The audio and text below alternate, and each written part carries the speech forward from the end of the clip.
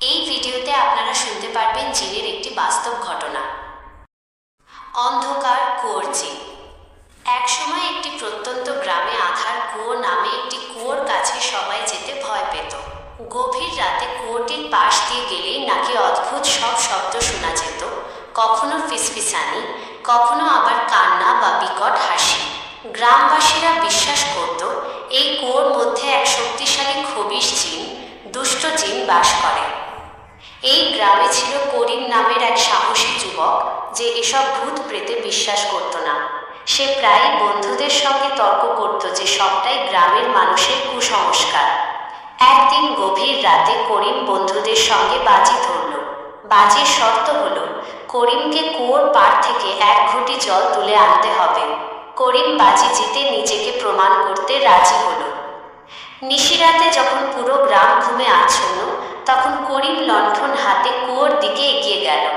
কুয়োর কাছে পৌঁছাতেই তার শরীর যেন আপনা আপনি ঠান্ডা হয়ে গেল। পরিবেশটা থমথমে, আর একটা অদ্ভুত ধোঁয়ার মতো গন্ধ নাকে এলো। সে সাহস করে কুয়োর পাড়ে দাঁড়ালো এবং জলে ঘটি ডোবানোর জন্য দড়ি নামাতে শুরু করলো। ঠিক তখনই কুয়োর গভীর থেকে একটি তীক্ষ্ণ নারী কণ্ঠের হাসি ভেসে এলো।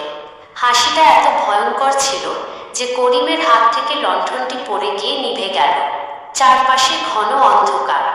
করিম তবুও নিজেকে বোঝালো এসব মনের ভুল। সে কোনো মতে দড়ি টেনে ঘটি ভরে উপরে তুলল।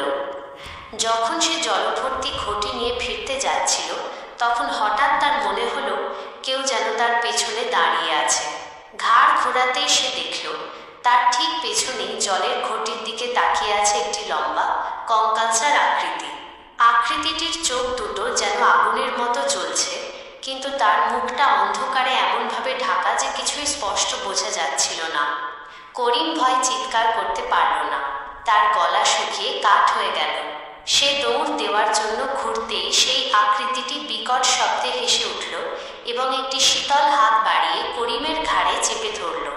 করিম জ্ঞান হারালো না, কিন্তু তার মনে হলো যেন তার সমস্ত শক্তি শুষে নেওয়া হচ্ছে।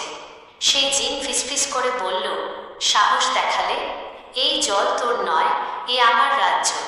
কোনো মতে করিম তার সমস্ত শক্তি একত্রিত করে বিসমিল্লাহ বলে একটি ধাক্কা দিল।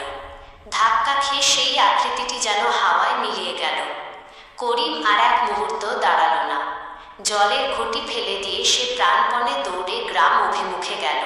পরদিন সকালে তাকে কাঁপতে কাঁপতে ঘরের দরজায় পাওয়া গেল। তার গলাতে 5টি আঙুলের কালো ছাপ স্পষ্ট ছিল। করিম সেদিনের ঘটনার পর থেকে আর কোনোদিন ভূতের গল্প নিয়ে তর্ক করেনি। তার শরীর থেকে সেই শীতলতা আর ভয়ের রেশ কাটতে বেশ কয়েক মাস লেগেছিল। গ্রামের কেউ আর কখনো রাতের বেলায় আঁধার কুয়োর দিকে যায়নি। গল্পটি ভালো